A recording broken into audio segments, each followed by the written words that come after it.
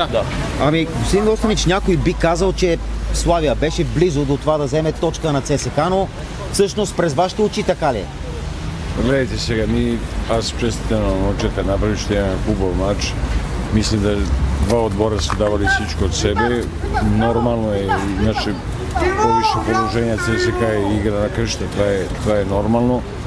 Сега карали су jedan еврогол, оттам нататък не мога нищо да казвам зашто, едно е kad ispadnete iz igre nešta, тука честитам, браво, еврогол се дава и кој караше един пut у 10 година.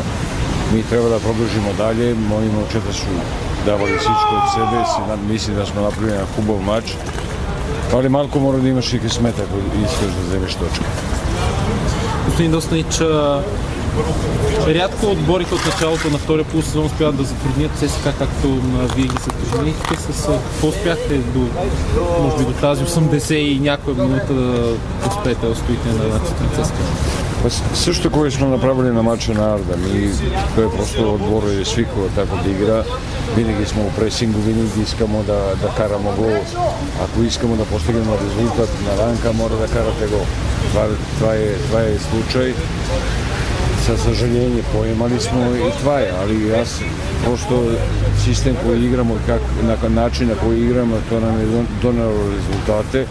Сега мора да анализираме нещата, със сигурност нещата не направимо както треба. Вие ме разбирате. И оттам нататък трябва да продължим да работим, трябва да имаме доверие. Аз имам доверие. Футболистите знам да имaju качество и да могу още по-добро. Това е. Почнахте добре първите минути на матча, после ЦСКА взе инициативата, защото имахте някои възможности в самото начало на отбора.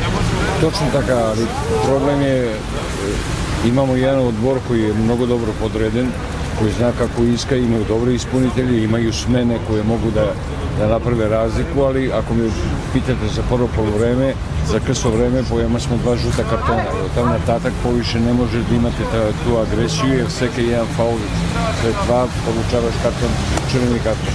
Ali това nije opravdanje, ne искам да търсим алиби, nego просто така е. Господин Достанич, близо ли е Кристиян Стоянов до завършване на терена? Да, дай Боже, всички чекаме това. Мислим да, како ме питате близо сега за те мачове кои не чекaju у петък, у вторник, у следващи петък, мислим да нема да стане. Надявам се след прекъсване на шампионата да će biti gotovo i da pomogne, jer sa sigurnost smo do nam lipsi.